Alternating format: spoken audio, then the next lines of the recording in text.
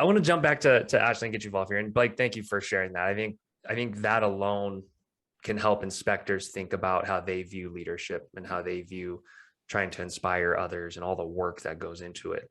Um, Actually, this growth team has grown, obviously. I'm curious what goes into building those relationships. I want to get like very granular here in terms of meeting with an agent for the first time or getting coffee. That the typical route is let's get coffee. Let me do a CE presentation and bring donuts or breakfast burritos or whatever. You guys always play on a different level. You guys are just on a whole different field. So I'm curious kind of how you view those building those relationships and how it goes and kind of any objections maybe even that you do get. Yeah, absolutely.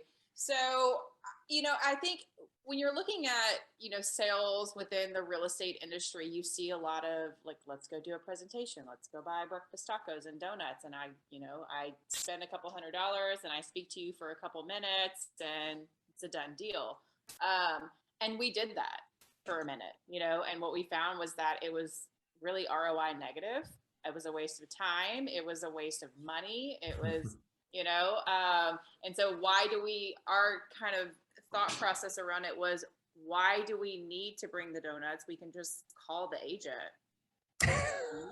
Why do we need this middleman that costs hundreds of dollars?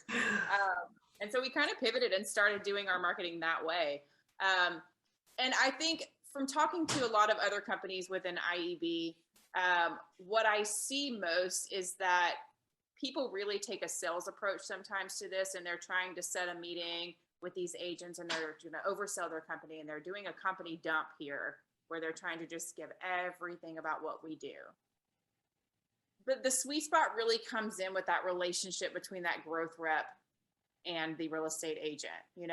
When we're setting meetings, and I train all my growth reps on this, the intention of the meeting is not to let's tell everyone why Super Inspector is the best inspection company ever. It's to make that relationship with them, find a connection, start building that trust, start building that rapport. And that's when they're going to start using you. And I always like to give this example. I have an agent who has been using us pretty much from the get-go in Austin. And for about, I think she knows now, but I think for about 3 years, she had no idea what the name of the company was that she was using. She did not care. She called my cell phone every time. I would patch her into the office. She didn't care.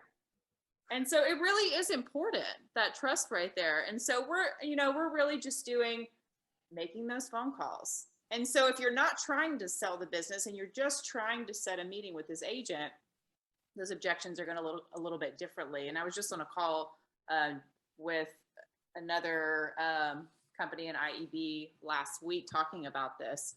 You're going to get asked a lot, why do you want to meet with me? Because people are not used to inspection companies calling and trying to meet with them. Right. And I always bring it back to, because you're a successful real estate agent. Like, I'm not trying to sell my business to you. I want to meet with you, maybe take some nuggets of why you're successful. I'm trying to get to know everyone within the real estate industry, in my territory, and they love it. Successful people want to help other people be successful. And I can say this, maybe if you can't, successful agents love to talk about how successful they are too. So it's like if you do a little ego pandering, they'll always tell you, right? They'll always tell you how great they are and how you can help them. Right.